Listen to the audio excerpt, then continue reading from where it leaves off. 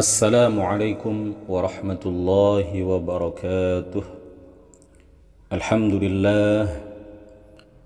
لله الملك الديان، والصلاة والسلام على سيدنا محمد سيد ولد عدنان، وعلى آله وصحبه وتابعيه على مر الزمان.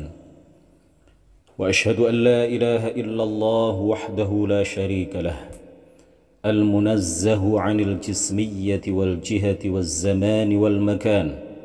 وأشهد أن سيدنا محمدًا عبده ورسوله الذي كان خلقه القرآن. أما بعد، فيا عباد الرحمن، أوصيكم ونفسي بتقوى الله المنان القائل في كتابه القرآن: أيحسب الإنسان أن يترك سدى. Ma'asyiral muslimin rahimakumullah. Mengawali khutbah pada siang hari yang penuh keberkahan ini, khatib berwasiat kepada kita semua, terutama kepada diri khatib pribadi, untuk senantiasa berusaha meningkatkan kualitas keimanan dan ketakwaan kita kepada Allah Subhanahu wa Ta'ala dengan melakukan semua kewajiban dan meninggalkan seluruh yang dilarang dan diharamkan. Kaum muslimin yang berbahagia, kita diciptakan di dunia ini tidak untuk menyibukkan diri dengan hal-hal keduniaan yang pasti menuju kepunahan. Kita diciptakan tidak untuk menyibukkan diri dengan jabatan yang pasti akan kita tinggalkan, pakaian yang pada akhirnya akan usang, makanan yang akan menjadi kotoran, mobil yang suatu saat nanti menjadi rongsokan, dan rumah yang tidak kita bawa ke kuburan. Di kehidupan dunia yang sementara ini, kita diperintahkan untuk berbuat taat kepada Allah, Tuhan yang wajib kita sembah, Tuhan yang berbeda dengan segala sesuatu, Tuhan yang menciptakan kita semuanya, Tuhan yang tidak membutuhkan kepada tempat dan arah. Dengan ilmunya yang azali, dengan ilmunya yang ada tanpa permulaan, Allah mengetahui bahwa di antara hamba-hambanya ada yang taat, dan di antara mereka ada pula yang durhaka dan mendustakannya. Ia menyiapkan surga bagi hamba-hambanya yang mukmin dan menyiapkan neraka bagi hamba-hambanya yang mendustakannya dan mendustakan para nabinya. Kita tidak seperti binatang yang kehidupannya hanya dilalui untuk makan, minum, dan tidur saja, melainkan kita diperintahkan untuk berbuat taat kepada Allah dan dilarang untuk berbuat maksiat kepadanya. Barang siapa yang tidak mengetahui hal ini, berarti ia tidak mengetahui mengenai tujuan penciptaannya. Ia tidak mengetahui kenapa ia diciptakan di kehidupan dunia ini. Bukankah Allah Subhanahu wa Ta'ala berfirman, Ayahsabul insanu an yutraka suda. Apakah manusia mengira dia akan dibiarkan begitu saja tanpa pertanggungjawaban? Allah Subhanahu wa Ta'ala juga menegaskan, wa ma khalaqtul jinna wal insa illa liya'budun. Kata Allah, aku tidak menciptakan jin dan manusia kecuali aku perintahkan mereka untuk beribadah kepada aku.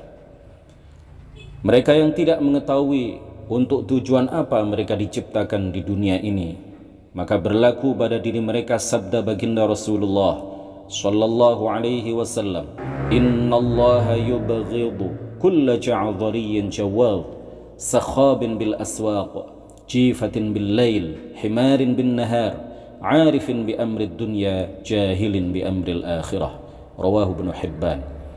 Sesungguhnya Allah membenci setiap orang yang sombong, rakus kepada harta benda sehingga mengumpulkannya dengan cara yang haram, banyak bicara haram untuk mendapatkan harta, tidak pernah beribadah di malam hari, hanya memikirkan makanan di siang hari, sehingga lalai untuk melakukan kewajiban, mengetahui urusan dunia tetapi tidak mengetahui urusan akhirat. Hadis riwayat Ibnu Hibban. Manusia model seperti mereka ini, hadirin sekalian, sangatlah banyak. Allah Ta'ala berfirman, wa qalilum min ibadiyasy syakur. dan sedikit sekali dari hamba-hambaku yang bersyukur. Ma'asyiral muslimin rahimakumullah. Allah mengetahui pada azal bahwa di antara hamba-hambanya yang beriman ada yang menjadi wali, bertakwa dan soleh, dan di antara mereka ada yang fasik, bermaksiat dan pelaku dosa. Di antara umat manusia ada yang bermaksiat kepada Allah dengan telinganya, ada yang dengan matanya, ada yang dengan hatinya, ada yang dengan tangannya, ada yang bermaksiat kepada Allah dengan kakinya, dan ada pula yang bermaksiat kepada Allah dengan lisannya. Allah Ta'ala berfirman, Innas sam'a wal basara wal fu'ada kullu ulaika kana anhu mas'ula. Sesungguhnya pendengaran, penglihatan dan hati, semua itu akan diminta pertanggungjawabannya. Allah Ta'ala juga berfirman, Ma yalfidhu min qawlin illa ladaihi raqibun atid. Tidak ada suatu kata yang diucapkan pun melainkan ada di sisinya malaikat pengawas yang selalu siap mencatat perkataan tersebut. Sedangkan seorang muslim yang sempurna imannya, seorang muslim yang bertakwa, seorang muslim yang soleh, ia adalah yang dimaksud oleh sabda baginda Rasulullah sallallahu alaihi wasallam, Al-muslimu man salimal muslimuna min lisanihi wa yadihi, muttafaqun alaih. Orang muslim yang sempurna imannya adalah seorang muslim yang mampu menahan lisan, tangan dan juga anggota tubuh lainnya untuk tidak menyakiti orang lain, baik muslim ataupun non-muslim, tanpa hak.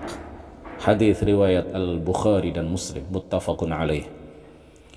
Oleh karena itu hadirin sekalian, barang siapa di antara kita yang tergerak untuk melakukan maksiat dan dosa karena godaan syaitan, karena godaan hawa nafsu, maka hendaklah ia selalu mengingat firman Allah Subhanahu wa taala, ayahsabul insanu an yutraka suda.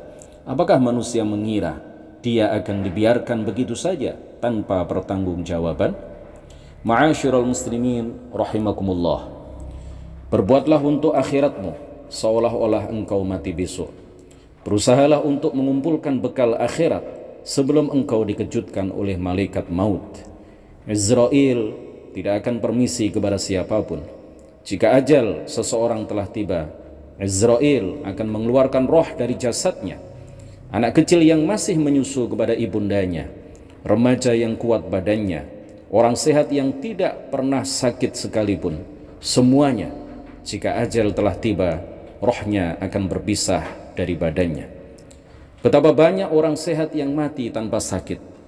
Banyak pula cucu yang mati sebelum kakeknya yang sudah tua renta. Untuk itu, kita persiapkan bekal untuk kehidupan akhirat. Bekal itu adalah ilmu dan amal, yakni belajar ilmu agama, kemudian mengamalkannya. Ilmu agama akan menjaga kita, hadirin sekalian. Berbeda dengan harta, kitalah yang menjaganya. Banyak di antara kita yang sibuk mencari bekal harta untuk masa depan kita di dunia, tapi lalai untuk mengumpulkan bekal yang bermanfaat bagi masa depan alam kubur dan alam akhiratnya. Seorang penyair menyenandungkan, Ya man bidunyahu ishtaghal wa gharrahu tulul amal, al-mautu ya'ti baghtah wal qabru sunduqul amal.